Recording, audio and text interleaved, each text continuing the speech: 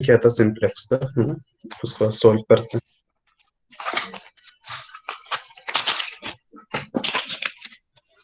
Just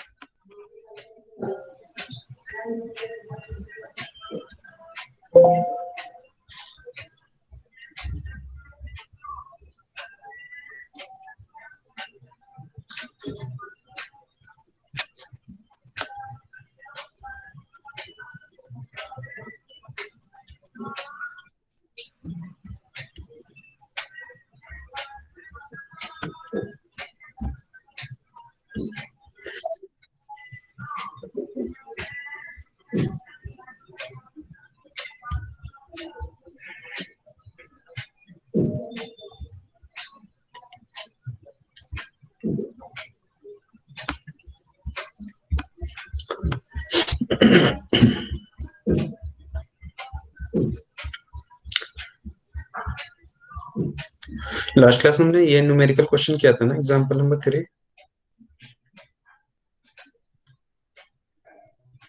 Yes, sir. Okay, next करते हैं।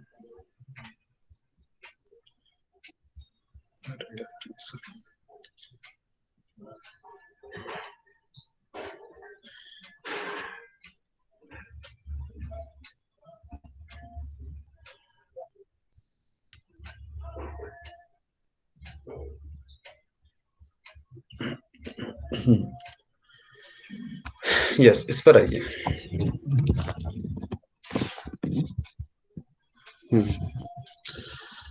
कहते हैं given the simplex table for a maximum problem of linear programming. ठीक है, maximum problem of linear programming. देखो कोफिशिएंट हमें गिवन है यहाँ पर, कोफिशिएंट यहाँ पे देखो ये गिवन है। और यहाँ पे जो है इन्होंने क्या किया है, आपको इक्वेशन ना देके फाइनल जो है ना आपको फर्स्ट टेबल दे दिया इस क्वेश्चन के अंदर। पहले हम इक्वेशन के बाद उसको क्या करते थे, टेबल में कन्वर्ट करते थे, लेकिन इन्होंने क्या किया इस क्वेश्चन में, ऑलरेडी आपको टेबल गिवन है। ठीक है, सबसे पहले इन्होंने क्या किया है, कोफिशिएंट दे दिया हमें। कोफिशिएंट क्या है, 4 और 0, यानी कि फर्स्ट टेबल नहीं है, फर्स्ट टेबल के भी बाद वाली टेबल है। और है ना क्या कहते हैं, प्रोडक्ट मिक्स देता है, क्योंकि यहाँ पे अगर हम प्रोडक्ट मिक्स या फिर जिसको हम बेसिक वेरिएबल बोलते हैं, तो बेसिक वेरिएबल की बात करें तो हमारे फर्स्ट टेबल में बेसिक वेरिएबल जो आते हैं वो क्या होते हैं, सिलेक्ट वेरिएबल्स होते हैं। अगर हम फर्स्ट टेबल की बात करें तो फर्स्ट टेबल में जो बेसिक, जिसकी लास्ट क्वेश्चन में डिस्कस किया था, आप अगर इसमें देखेंगे लास्ट क्वेश्चन में, जिसके हमें इक्वेशन गिवन थी, ये 3 इक्वेशंस थी, ये रही हमारे पास। ये ऑब्जेक्टिव था हमारे पास, z equal to 20x plus 30y, equation 3x plus 2y plus s1 हमने सिलेक्ट वेरिएबल इंट्रोड्यूस किया था, इक्वल टू 36 का हो गया था, और सिलेक्ट वेरिएबल कंट्रीब्यूशन प्रॉफिट में नथिंग था ऑब्जेक्टिव फंक्शन में, यानी कि 0 s1। सेम इसी तरह से सेकंड इक्वेशन को हमने इक्वालिटी की फॉर्म में कन्वर्ट करने के लिए सिलेक्ट वेरिएबल s2 को ऐड किया था in left hand side, and there is the nothing contribution of s2 in the objective function, यानी 0 s2। And the third equation 2x plus 6y plus s3, हमने introduce किया था select variable s3 for the purpose of equality, and there is nothing contribution of s3 in select variable 3 in objective function. ठीक है, उसके बाद हमने table में इसको कन्वर्ट किया था, और टेबल में जो कन्वर्ट किया था हमने इसको, तो फर्स्ट क्या होता है, coefficient and basic variables means select variables. ठीक है, select variables of objective function s1 s2 s3, and solution means the value of the right hand side.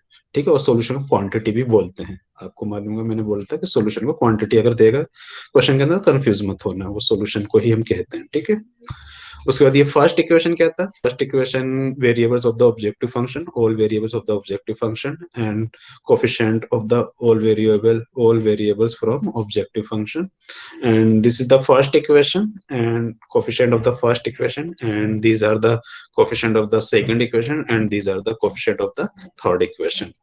After that we will calculate the value of zj, the value of zj, multiply each column with this column and sum all values, and this column multiply with this column and sum and value of Cj minus Zj, the value of the Cj is this one and the value of the Zj is this one. Now 20 minus 0 is 20, 30 minus 0 is 30. ठीक है, इस तरीके से हमने last class में किया था हमने, ठीक है। हाँ, अब जो यहाँ पर अगर हम बात करें उसके बाद हम देखते थे कि है ना Cj माइनस Zj की सारी वैल्यू है ना आइदर जीरो होनी चाहिए या फिर लेस देन जीरो होनी चाहिए, तब हमारा ऑप्टिमल सॉल्यूशन होगा। अदरवाइज हम क्या करेंगे, जो हाईएस्ट पॉजिटिव वैल्यू है उससे हमारा क्या कहते हैं की कॉलम सिलेक्ट होगा। की कॉलम सिलेक्ट होने के बाद हम रेशियो कैलकुलेट करेंगे, यानी कि सॉल्यूशन की वैल्यू को की कॉलम के एलिमेंट से डिवाइड करेंगे। 36 divide by 3 equal to 12, 50 divide by 2 equal to 25, 60 divide by 6 equal to 10। तो रेशियो में से हम लिस्ट पॉजिटिव वैल्यू लेते हैं, उसके बिहाफ पे हमारे पास की रो डिसाइड हो जाता है, ठीक है ना, की रो डिसाइड हो जाता है। उसके बिहाफ पे हमारा की एलिमेंट आता है। की एलिमेंट से हम क्या करते हैं, नेक्स्ट जो टेबल आता है उसमें क्या आता है, कमिंग वेरिएबल वाई हो जाता है की एलिमेंट के बिहाफ पे, और आउटगोइंग वेरिएबल क्या हो जाता है, S3 हो जाता है। तो तो वाई आ जाएगा और वाई का कोफिशिएंट यहाँ पे 30 आ जाएगा, ठीक है। और पूरा इक्वेशन को, पूरी रो को हम किससे डिवाइड कर देंगे, 6 से डिवाइड कर देंगे। उसके बाद जो फर्स्ट रो सेकंड रो जो कैलकुलेट होगा, सबसे पहले हम क्या करते हैं, सारे एलिमेंट्स है ना इस रो के लिख लेते हैं, माइनस इसका जो की एलिमेंट है की कॉलम का वो, और multiply by all elements of the new row से हम मल्टीप्लाई करते जाते हैं, ठीक है। इसी तरीके से सेकंड इक्वेशन के सारे एलिमेंट्स लिख लेंगे, minus key element of the second column और मल्टीप्लाई बाई क्या जो न्यू रो आएगा, न्यू रो के एलिमेंट आएंगे उससे। इस तरीके से हमने लास्ट क्लास में किया था। अब इस क्लास में हम डिस्कस करते हैं, ये क्वेश्चन है हमारे पास, कहता है given the simplest table for a maximum problem of linear programming, the value of Cj is 4 and x। 4 का मतलब क्या हुआ, ये कमिंग वेरिएबल है x2, जो ये सेकंड टेबल हो गया आई थिंक, तो x2 कमिंग वेरिएबल है, तो इसका कोफिशिएंट इन्होंने 4 ले लिया है। इसके बाद x1, x2, s1, s2। अब इसके कोफिशिएंट मुझे मालूम नहीं, लेकिन हाँ x2 का कोफिशिएंट मुझे मालूम है, x2 का कोफिशिएंट क्या है 4, तो x2 का कोफिशिएंट हम 4 लिख सकते हैं, ठीक है। उसके बाद Cj की वैल्यू दे रखी है, Zj है नहीं मेरे पास, और है ना कहते हैं इसकी बात करेंगे तो फर्स्ट इक्वेशन में S1 का कोफिशिएंट तो है ना क्या कहते हैं 1 ही होगा, और क्या कहते हैं वो सॉरी ऑब्जेक्टिव फंक्शन में 0 0 ही होंगे, ये तो S1 S2। x1 का कोफिशिएंट मुझे अभी मालूम नहीं है ना, x1 का कोफिशिएंट अभी हमें मालूम नहीं है। कहता test whether the above table gives the optimal solution, क्या है जो अबोव टेबल जो हमें ऑप्टिमल सॉल्यूशन देती है, कहता है इफ नॉट तो improve it and find the optimum solution.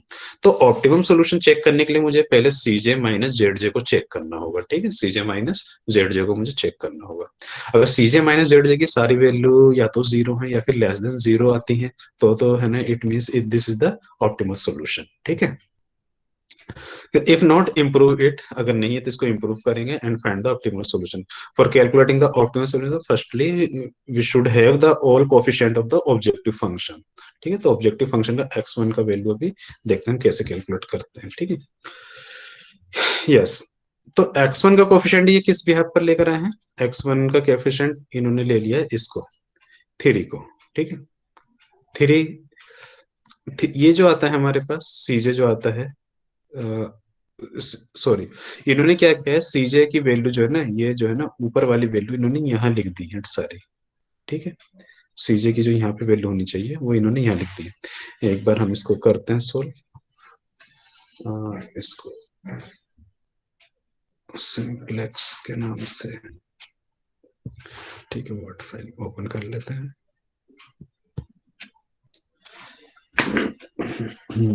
Word file आ गई हमारी, प्लेन पेज ले लेते हैं, ठीक है। सिंप्लेक्स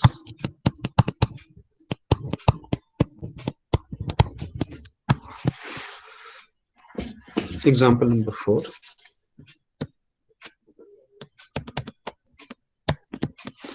सबसे पहले हम यहाँ पे Cj ले लेते हैं।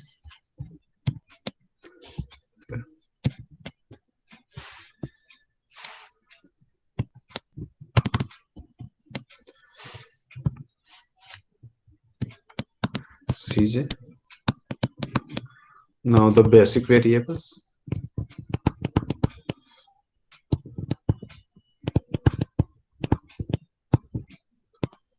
solution,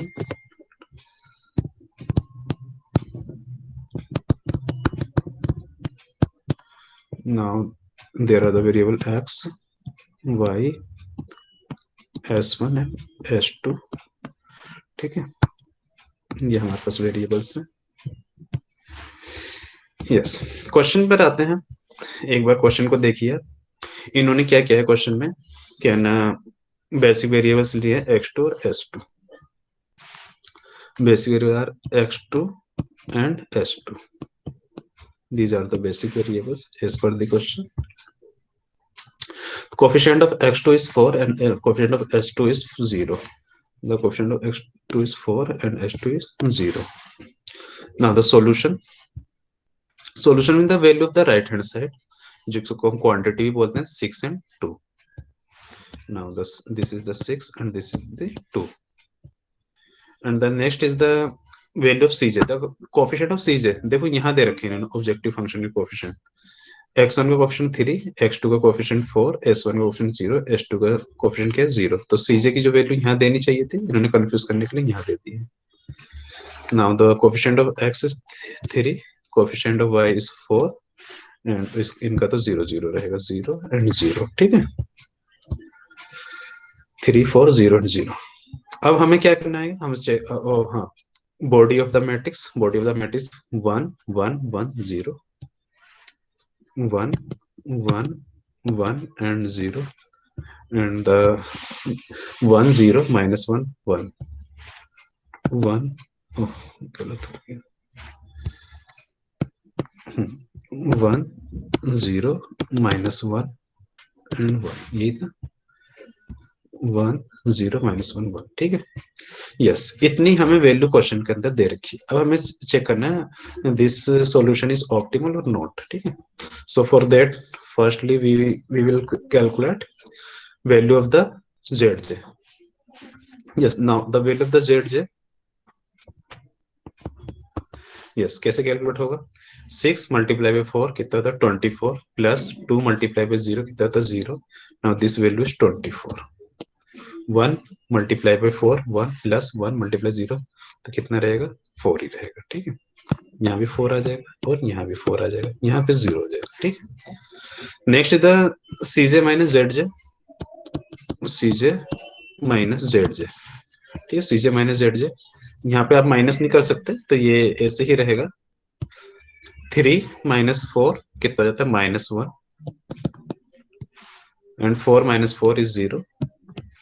next is 0 minus 4 -4. Next is 0 minus 0 is 0. Yes, बताओ ये सॉल्यूशन ऑप्टिमल है या नहीं? यस सर, ऑप्टिमल है. Optimal solution, because the whole entry of cj minus zj either is 0 or less than 0. ठीक है, तो फर्स्ट क्वेश्चन का आंसर आ गया, test whether the above table gives the optimum solution. Yes, it is a optimal solution because all entries of cj minus zj either is 0 or less than 0. ठीक है, if not improve it and find the optimum solution, तो उसकी जरूरत ही नहीं है हमें. Second question कहता है if s1 and s2 are select variables at machine 1 and machine 2. ठीक है, what is the maximum price you will like to pay for 1 hour of each machine. तो मैक्सिमम प्राइस आप कितना पे करना चाहेंगे एक आवर के लिए, 1 आवर के लिए हर एक मशीन पर. तो कितना हम मैक्सिमम पे कर सकते हैं, S1 का कितना था, S1 का यहाँ था कितना 4, तो मशीन 1 पे हम 4 रुपीज 4 है ना पर आवर मैक्सिमम पे कर सकते हैं. और यहाँ पे S2 का फाइनल सॉल्यूशन कितना आ रहा है 0, और मशीन 2 पे हम एक्स्ट्रा कुछ नहीं पे कर सकते. इसका आंसर देखते हैं एक बार, ये आ गया आंसर. फर्स्ट का कहता है looking at the cj minus zj row all entries are 0 और negative, therefore the above table gives optimum solution. The optimum solution is x equal to 0, x1 equal to 0, x2 equal to 6 and the maximum profit is 24. ठीक है, तो देखो x1 तो आया नहीं है इसको सॉल्यूशन के अंदर, तो x1 की वैल्यू क्या होगी 0, x2 कितना है 6, और प्रॉफिट यानी कि z किसके इक्वल आया हमारे पास, z आया है 24 के. ठीक है, ये आ गया. तो सेकंड का answer, the select variable s1 corresponds to the first constant and it has cj minus zj equal to -4. ठीक है, कितना है -4, देखो ये रहा -4. ठीक है, in the final table thus the shadow price of machine first is +4. ठीक है, तो माइनस में होगा तो उसको प्लस में ही लेना होगा आपको। Shadow price of machine first is +4। This means that we could increase the objective function by 4 if we had an additional unit of this machine. कहता है this means that we could increase the objective function by 4 if we had an additional unit of this machine. ठीक है, हम 4 rupees से अपने objective को क्या कहते हैं, इंक्रीज कर सकते हैं। we could increase the objective function by 4 if we had an additional unit of this machine। ठीक है, अगर हमें क्या कहते हैं कोई एडिशनल यूनिट आता है, ठीक है, एडिशनल यूनिट आता है फॉर दिस मशीन के लिए, तो हम प्रॉफिट को कितने से इंक्रीज कर सकते हैं, 4 रुपीज से इंक्रीज कर सकते हैं। Hence, it is the maximum price one should pay for 1 hour of this machine। तो मैक्सिमम प्राइस जो है क्या कहते हैं, हम इसको क्या कहते हैं, मैक्सिमम प्राइस जो हम चार्ज कर सकते हैं कितना, 4 पर आवर, 1 आवर के लिए हम कितना मैक्सिमम प्राइस 4 रुपीज चार्ज कर सकते हैं। ठीक है, similarly for the second machine the shadow price is S2 = 0। उसका है ना शेडो प्राइस 0 है, देखिए यहाँ पे 0 आता है, ये 0 के इक्वल है। ठीक है, equal to 0। An additional unit of the second machine won't help, वो हेल्प नहीं करेगा हमारी एडिशनल यूनिट। ठीक है, since this machine has not been fully utilise, ये मशीन फुल्ली यूटिलाइज हमारी नहीं हो रही है। ठीक है, फुल्ली यूटिलाइज नहीं हो पा रही है। क्यों नहीं हो पा रही है फुल्ली यूटिलाइज, क्योंकि देखो S2 का यहाँ पे वैल्यू आ रहा है ना 2, S2 = 2 आ रहा है, इनमें जो इक्वेशन रही होगी हमारी, तो वहां पे S2 की वैल्यू 2 आ रही है इक्वेशन में, तो यानी कि उस मशीन को फुल यूटिलाइज ही नहीं कर पा रहे, वहां पे ऑलरेडी शॉर्टेज चल रही है आर्स की, जो आर्स हमारे पास मशीन 2 पे अवेलेबल है उसको पूरी तरीके से हम यूटिलाइज नहीं कर पा रहे, तो इस पे एक्स्ट्रा प्राइस हम कहाँ से चार्ज करेंगे। एक्स्ट्रा प्राइस तो हम उस मशीन पे चार्ज कर सकते हैं ना जो मशीन है ना कहते हैं फुल यूटिलाइज हो रही है हमारी, जिसकी इसने पूछा था क्वेश्चन के अंदर। इसने पूछा था if S1 and S2 are select variables at machine 1 and machine 2 what is the maximum price you will like to pay for 1 hour of each machine. तो हम एक्स्ट्रा प्राइस कितना पे कर सकते हैं, 4 रुपीज से हम एक्स्ट्रा प्राइस पे कर सकते हैं। क्यों, क्योंकि है ना ये सिलेक्ट ये क्या कहते हैं 4 रुपीज से अगर एक्स्ट्रा यूनिट हम प्रोड्यूस करेंगे तो ₹4 से हमारा प्रॉफिट भी इंक्रीज होगा। ठीक है, इस वजह से हम ₹4 एक्स्ट्रा हम पे कर सकते हैं 1 आवर के लिए इस मशीन पर। ठीक है, क्लियर हुआ है सबको। सर सेकंड पॉइंट क्लियर नहीं हुआ, उसमें 4 - 4 कहाँ से आया। ये रहा ना S1 की वैल्यू देखो, S1 किसके इक्वल है, ये रहा 4 - 4 है, तो माइनस को ट्रीट नहीं करना, हमें प्राइस में लेना है इसको। ठीक है, तो हम इस पे है ना कहते हैं 4 रुपीज हम और एक्स्ट्रा हम इस मशीन के 1 एक्स्ट्रा आवर के लिए पे कर सकते हैं 4 रुपीज। ठीक है, क्यों, क्योंकि मशीन फुल यूटिलाइज हमारी नहीं हो रही है। अगर मुझे कहते हैं 1 यूनिट और एक्स्ट्रा प्रोड्यूस करना है इस मशीन पे, सॉरी ये मशीन फुल्ली यूटिलाइज हो रही है, अगर मुझे 1 यूनिट एक्स्ट्रा मुझे प्रोड्यूस करना है इस मशीन पे, तो उस एक्स्ट्रा 1 यूनिट को प्रोड्यूस करने के लिए मैं मैक्सिमम 4 रुपीज तक पेमेंट कर सकता हूँ। क्यों, क्योंकि प्रॉफिट जो है मेरा 4 रुपीज से इंक्रीज होगा। ठीक है, प्रॉफिट 4 रुपीज से इंक्रीज हो जाएगा, ₹4 पर यूनिट से इंक्रीज हो रहा है। लेकिन सेकंड वाली जो मशीन है उस पे मैं है ना कुछ एक्स्ट्रा पेमेंट नहीं कर सकता। क्यों, क्योंकि मशीन ही फुल यूटिलाइज नहीं हो पा रही है, क्योंकि 2 यूनिट्स देखो यहाँ पे बचे हुए हैं हमारे, मशीन फुल यूटिलाइज हो ही नहीं पा रही है। तो उस पर जब मशीन ही फुल यूटिलाइज नहीं हो रही है तो एक्स्ट्रा यूनिट और प्रोड्यूस कीजिए आप, एक्स्ट्रा उस पर पेमेंट करने की क्या जरूरत है। यस, क्वेश्चन 3 पर आइए, ये नेक्स्ट क्वेश्चन पर आइए। सर ऑप्टिमल सोल्यूशन के अंदर हमेशा हम x1 x2 की वैल्यू क्यों शो करते हैं, S1 S2 क्यों नहीं लेते। क्या ऑप्टिमम सॉल्यूशन में क्या बोला आपने। ऑप्टिमल सोल्यूशन के अंदर हम हमेशा x की वैल्यू शो करते हैं, हम s की वैल्यू क्यों नहीं लेते, उसमें शो नहीं करते, मतलब s की क्या वैल्यू आई है। जैसे इस क्वेश्चन में आंसर में S2 = 6 है, S1 0 है, हमने S2 की वैल्यू 2 क्यों नहीं शो करी उसमें ऑप्टिमल सोल्यूशन में।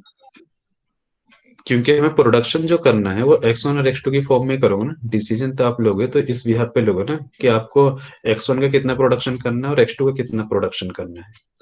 S1 S2 आपके प्रोडक्शन के यूनिट्स को नहीं रिप्रेजेंट कर रहा ना आपको, जब ओके सर। प्रोडक्ट प्रोड्यूस कर रहे हो तो आप उसी का तो आंसर दोगे ना कि इस प्रोडक्ट का इतना प्रोडक्शन करो, इतने यूनिट का, इस प्रोडक्ट का इतने यूनिट का प्रोडक्शन करो तो आपका प्रॉफिट इतना होगा। ठीक है, आप ये सजेस्ट करने जा रहे हो ना। Okay sir. नेक्स्ट पर आते हैं, नेक्स्ट नेक्स्ट क्वेश्चन पे। कहता है two materials A and B are required to construct tables and book cases, construct tables and book cases. For one table, 12 units of A and 16 units of B are needed, while for a bookcase, 16 units of A and 8 units of B are required. The profit on a bookcase is rupees 25 and rupees 20 on a table. कहता है 100 units of material A and 80 units of B are available. ठीक है. How many bookcases and tables be produced? How many bookcases and tables be produced to have maximum profit? To have maximum profit. देखो equation तो simple सा बन गया. Profit आपको दिए रखा है, प्रॉफिट को आप मैक्सिमाइज लेट कीजिए, लेट करते मैक्सिमम प्रॉफिट, यानी कि सिंपल से इक्वेशन इसको बना लेते हैं. एग्जांपल नंबर 4 लेते हैं, लेट करते हैं कि z denote the maximum to the maximum profit. ठीक है. Now the z is equal to the profit on a book cases is कितना 25 and rupees 20 on a table. तो टेबल को हमने x लेट किया हुआ क्योंकि यहाँ पे जो देता है two material A and B are required to construct table. Table पहले आ रहा है एंड बुक केसेस बाद में आ रहे हैं. तो टेबल को हमने x लेट किया हुआ है और बुक केसेस को हमने y लेट किया हुआ है. प्रॉफिट अपोजिट दे दिया ना, the profit on A book cases पे 25 दे रहा है एंड रुपीज 20 ऑन टेबल. तो टेबल को तो हमने x लेट किया हुआ है, तो 20x ले लीजिए यहाँ पर 20x, और टेबल हो गया बुक केसेस को 25, नाउ द 25 वही. ठीक है. फर्स्ट इक्वेशन आ जाएगा फॉर वन टेबल, एक टेबल का प्रोडक्शन करने के लिए 12 यूनिट्स जो है ना ऑफ ए चाहिए, 16 यूनिट्स ऑफ बी चाहिए are needed, while for a book cases 16 units of A and 8 units of B are required. The profit this and this table. 100 units of material A and 80 units of material B are available. तो पहले question होगा 12x plus 16y subject to the constant, subject to the constant. yes, तो कितना है 12x plus 16y, 12x plus 16y less than equal to 100. पहले question में किसी को प्रॉब्लम तो नहीं है. सेकंड इक्वेशन हो जाएगा हमारे पास 16x and plus 8y less than equal to 80. 16x plus 8y less than equal to 80. ठीक है. यस. इसके बाद हमें यहाँ पे जो है वैल्यू ऑफ x और y greater than equal to 0. ठीक है. तो हम इसको इक्वलिटी की फॉर्म में कन्वर्ट करने के लिए मैंने बोला था पहले कि हमें क्या करना होगा, सिलेक्ट वेरिएबल इंट्रोड्यूस करना होगा. Now the z is equal to is 20x plus 25y, 20x plus 25y. Now first equation is 12x plus 16y, 12x plus 16y. तो प्लस s1 इंट्रोड्यूस कर लेते हैं, s1 इक्वल टू 100. ठीक है. तो s1 का there is a nothing. Equation को 4 से डिवाइड नहीं कर सकते सर? नहीं, 4 से नहीं डिवाइड करो उसको. क्यों? क्योंकि इक्वल इक्वेशन नहीं है. 4 से पूरा कट रहा. इक्वल इक्वेशन नहीं है. आप 4 से आप तब डिवाइड करोगे जब इक्वल होगी इक्वेशन. Okay sir. ये इक्वल नहीं है, ये लेस देन और इक्वल का साइन लगा हुआ है यहाँ पर. ठीक है. थर्ड वेरिएबल की वैल्यू पता नहीं है ना आपको.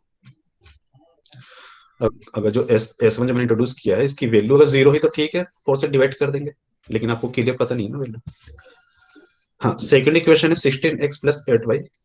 हाँ, तो इसका कोई कंट्रीब्यूशन नहीं होगा प्रॉफिट में. There is nothing contribution of S1 and the second equation is 16x plus 8y, 16x plus 8y plus S2 equal to 80. ठीक है. इसका भी कोई कंट्रीब्यूशन नहीं होगा प्रॉफिट में, प्लस 0 S2.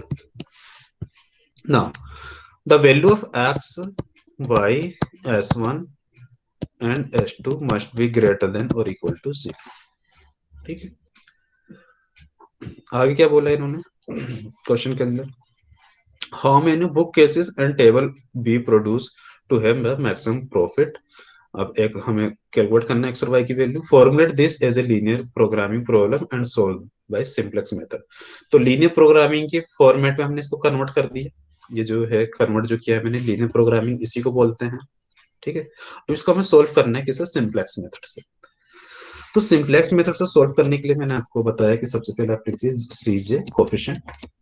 ठीक है, now second is the basic variables, third one is the solution,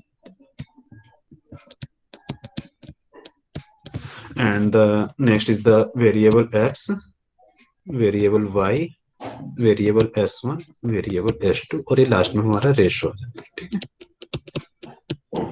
yes, इनके कोफिशिएंट लीजिए आप, प्रॉफिट ऑब्जेक्टिव फंक्शन में जाइए। तो coefficient of x is 20,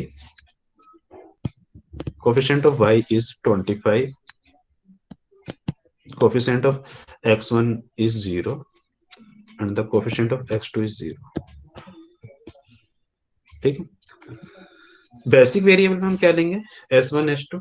now the s1 and s2, तो s1 और s2 का कोफिशिएंट क्या है हमारे पास, 0 एंड 0। ठीक है, सॉल्यूशन पर आइए, सॉल्यूशन पर राइट हैंड साइड की वैल्यू देखिए 100 एंड 80। Now the 100 and 80। ठीक है, बॉडी ऑफ द मैट्रिक्स, तो फर्स्ट इक्वेशन पर आइए। फर्स्ट इक्वेशन, x का कोफिशिएंट कितना 12, y का कोफिशिएंट 16, s1 का कोफिशिएंट 1 और s2 का 0। सेकंड इक्वेशन में x का कोफिशिएंट क्या है 60, y का कोफिशिएंट कितना 8, s1 का कोफिशिएंट क्या 0, s2 का कोफिशिएंट कितना 1। ठीक है, अब इसके बाद क्या आ जाएगा हमारे पास, कैलकुलेट करेंगे z j, z j calculate कर लेते हैं। ये आ गया हमारे पास z j 100 multiply by 0 0 plus 80 multiply 0 0, sum is 0। ये सब 0 ही आ जाएगा क्योंकि कॉलम जो है, फर्स्ट कॉलम जो है हमारा ये 0 0, सबको 0 कर दे। नेक्स्ट था c j minus z j, c j minus z j, 20 minus 0 is 20, 25 minus 0 25, 0 minus 0 0 and 0 minus 0 0। Now we will select the highest positive value. Now the highest positive value is 25, based on 25। now the key column is this is the key column। ठीक है, okay, now we will calculate the ratio। 100 divided by 16 तो कितना आता है 12.5, 100 divided by 16 ना, ओ sorry 6.25 है ना, 6.25 आ जाएगा,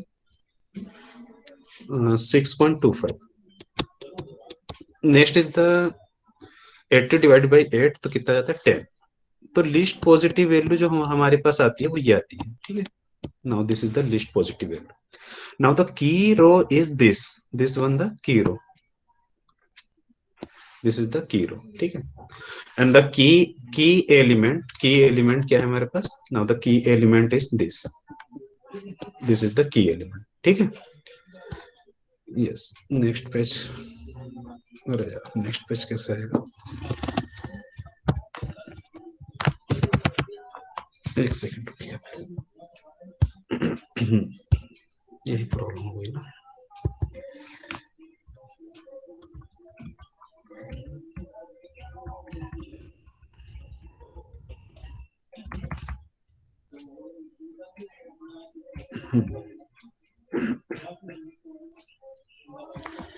यस,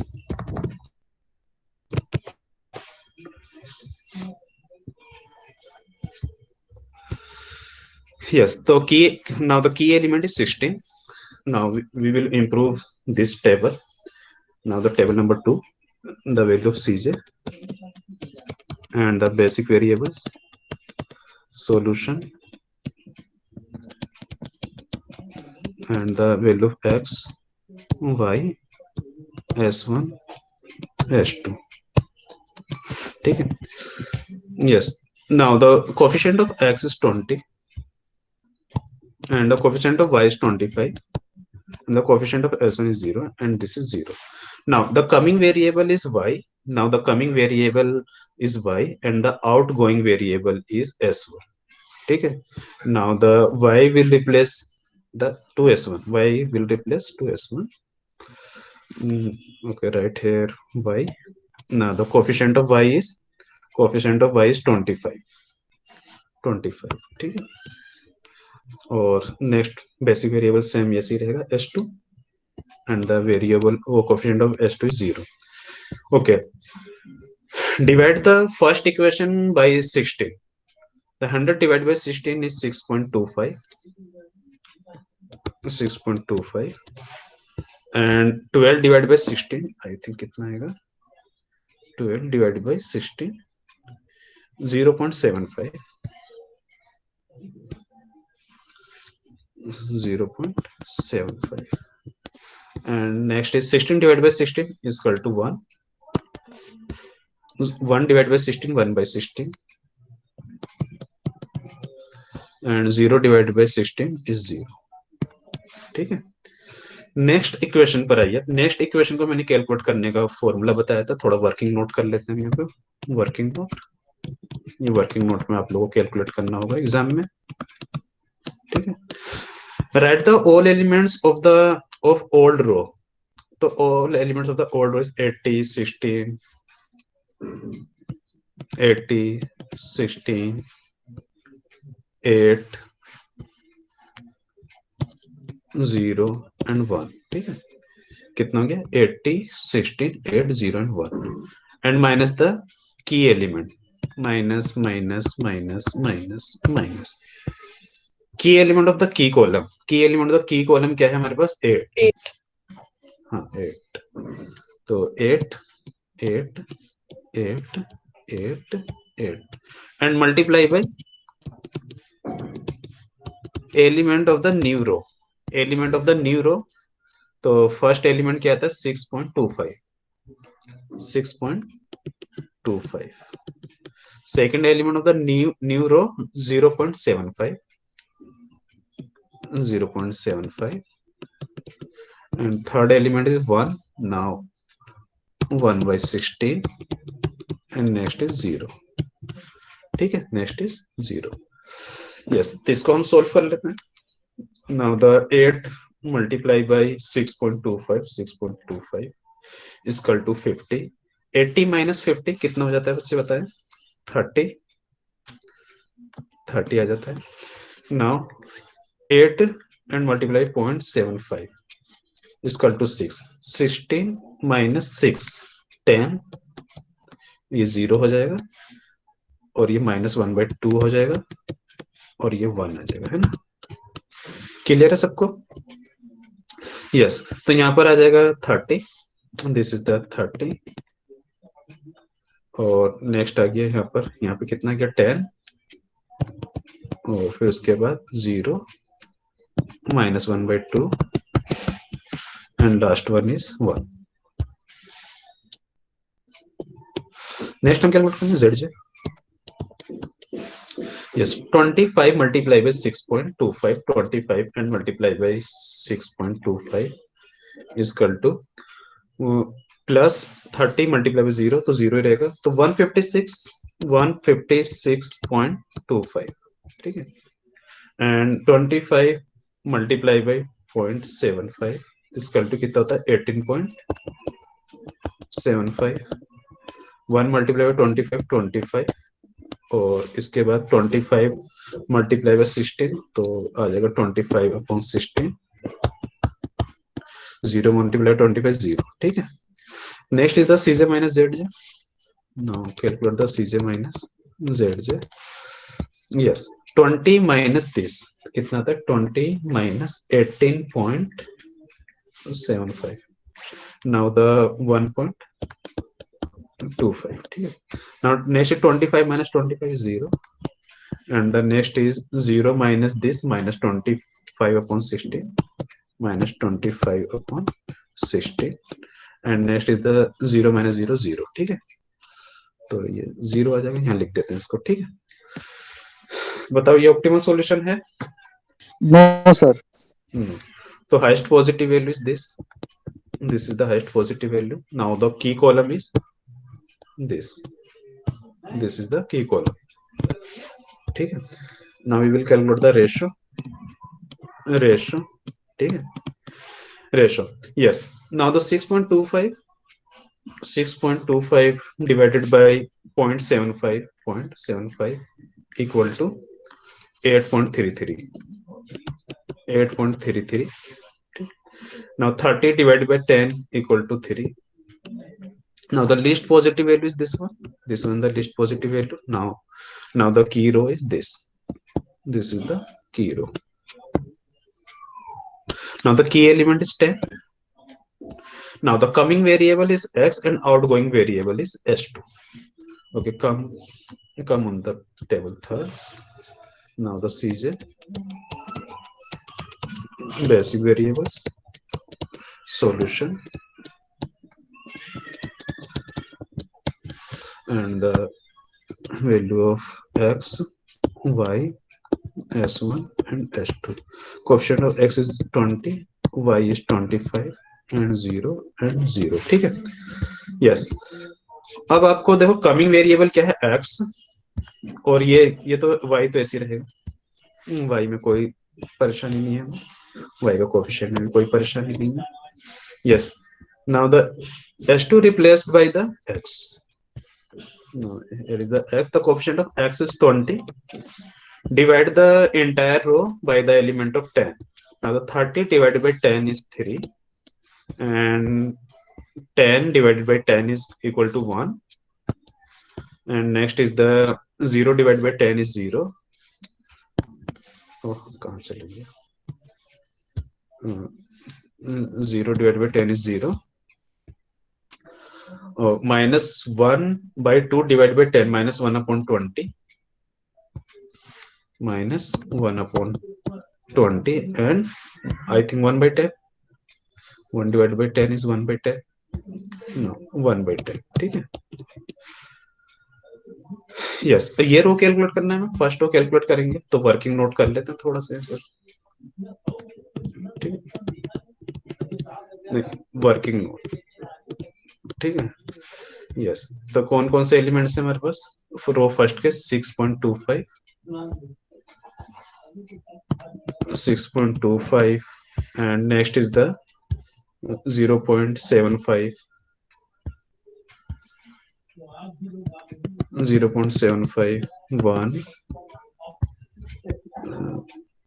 1 upon 16 and 0. ठीक है, 1 upon 16 and 0. ठीक है, तो माइनस करिए, minus minus minus minus and minus. ठीक है. Yes, now the element of the key column is कितना है? 0.75 multiply by 0.75, 0.75, 0.75, 0.75, and last one is 0.75. Yes, multiply this elements of the new row. Now the elements of the new row is 3, 1, 0, 3, 1, 0, minus 1 by 20 and 1 by 10.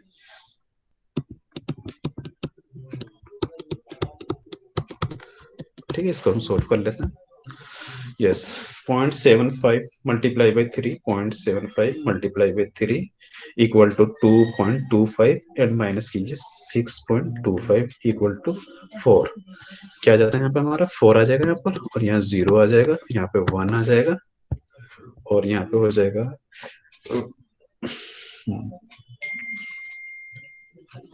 ये आ जाएगा. कितना आएगा? एक second, इसको solve कर लेते हैं रफली. 1/16 माइनस माइनस प्लस हो जाएगा. 0.75 डिवाइडेड बाई 20 है हमारे पास. एलसीएम कितना आएगा? 80. 80 एलसीएम ले लेते हैं इसका. 16 80, 5 आ गया. 20 चौक 80, 4 से मल्टीप्लाई करूंगा तो कितना आएगा? 0.75 मल्टीप्लाई बाई 4, 3 आ जाएगा. 8/80 is equal to 1/10. ठीक है.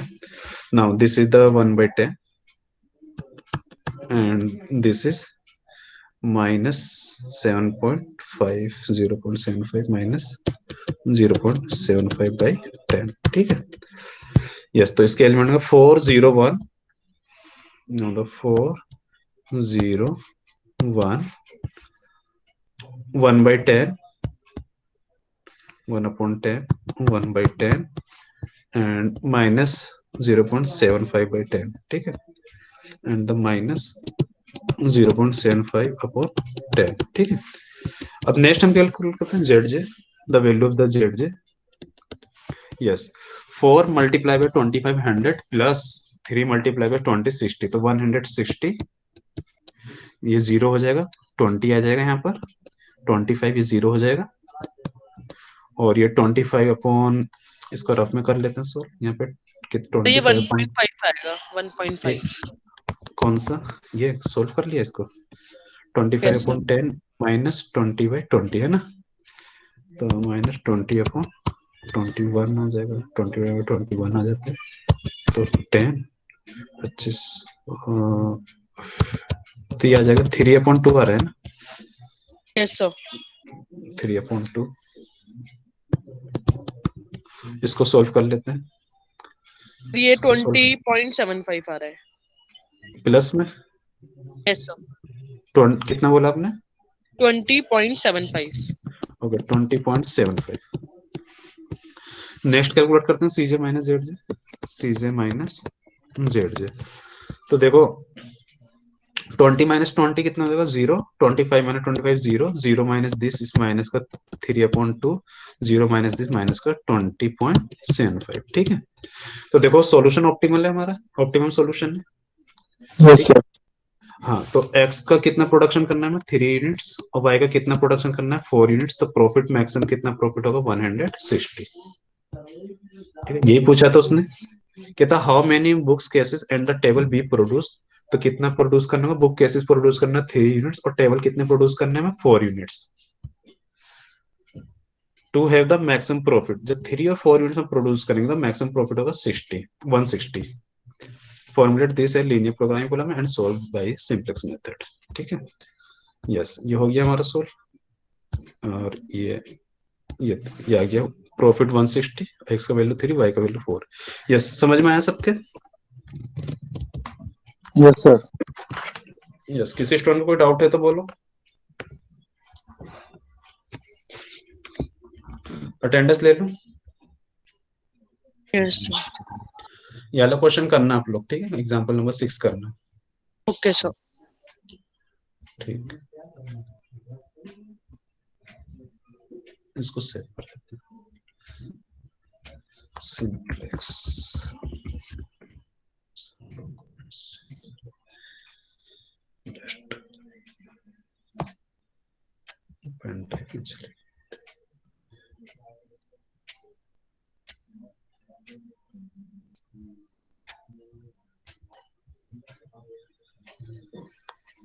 सिंप्लेक्स के नाम से डेस्कटॉप का ही निकालिए, ठीक है।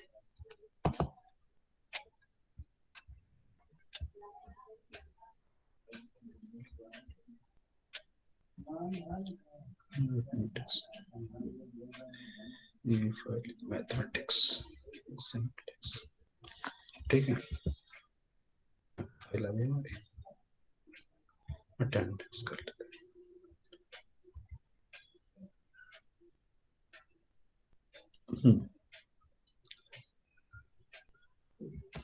25 जनवरी को नाश्ता, ओके, अनुभव, शिवांगी, यस सर। अच्छा रिकॉर्डिंग तो रोक दो, रिकॉर्डिंग भी हो रही है,